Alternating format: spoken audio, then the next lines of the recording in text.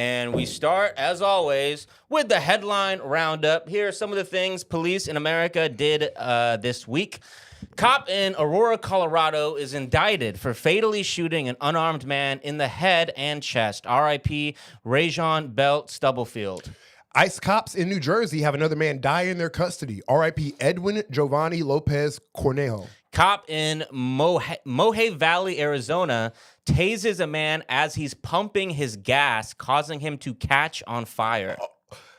ICE cop in San Antonio is charged with assaulting his neighbor. Cop in East Lansing, Michigan, is on video punching a handcuffed woman in the face. Jail cop in Cherokee County, South Carolina, has been arrested for sexually assaulting an inmate. Cop in Alliance, Ohio, is charged with child endangerment after punching a 4-year-old. Cop in Lane County, Oregon, is charged with sending sexually explicit messages to a child. Cop in Hillsborough County, Florida, is arrested for child molestation. Police chief in Hillsborough, Oregon, is charged with sexual abuse. Cop in Stafford County, Virginia, has been charged with possession of child sex abuse material. Cop in Dallas is suspended for taking a female officer's phone and sending her intimate photos to himself. Cop in Nebraska was arrested for touching himself and possessing a firearm while sitting in a college classroom. Cop in Bell, California, has been charged with placing a GPS tracker on his ex-girlfriend's car.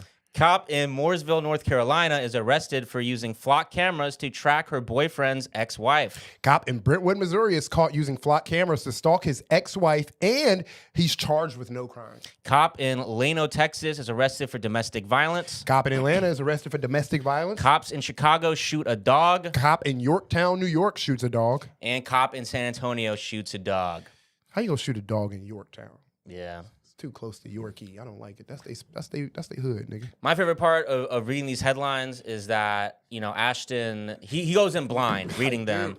And then sometimes there's like a pause before Ashton reads the next one. And I know it's because he's processing the words he just read. Or the words you just fucking said. The words that someone just said, yeah. The words that I just said, yeah. Because the taser one, I was like, oh my God, why would you taser somebody at a fucking gas station? That's how you blow somebody up. And then you're like, and then he set on fire. And I'm like, yeah, well. Exactly, yeah. Yeah, and what exactly. he was, I almost don't want to talk about it because I don't have the article on me. I don't quite remember, but I remember this. It was something that was like a non-issue. Like they had previously kind of a rude back and forth, and then he later like saw him at getting gas at a gas station. What? And then just went and kind of confronted him. So there wasn't really any like crime investigation at place. The cop did that. Yes, the cop recognized him from like kind of just a rude interaction they had earlier. Something like that. Don't quote me on that, but I know there was not like any sort of a crime taking place. It was all completely an unnecessary interaction in the first place. Cops cannot have street beef. Yeah. That's just unfair. Yeah. That's unfair.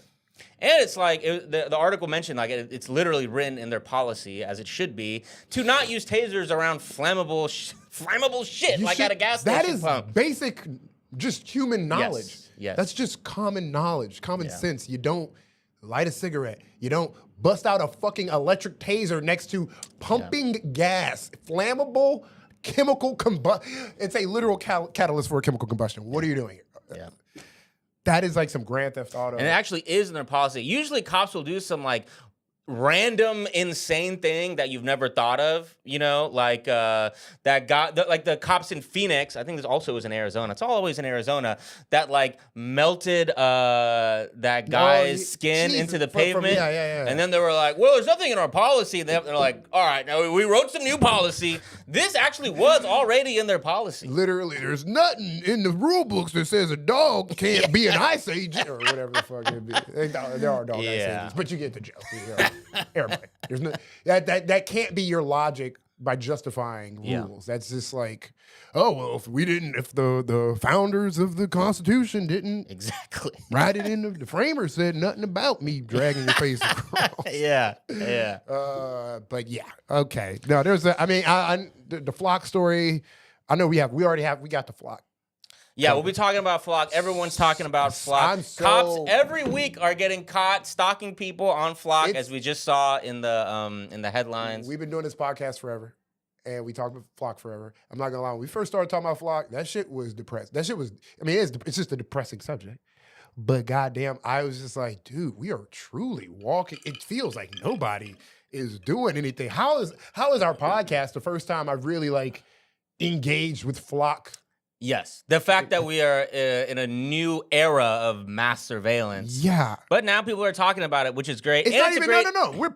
It's past talking about it. It's people are doing shit, which is a great segue for our first story. But before we get there, a couple things.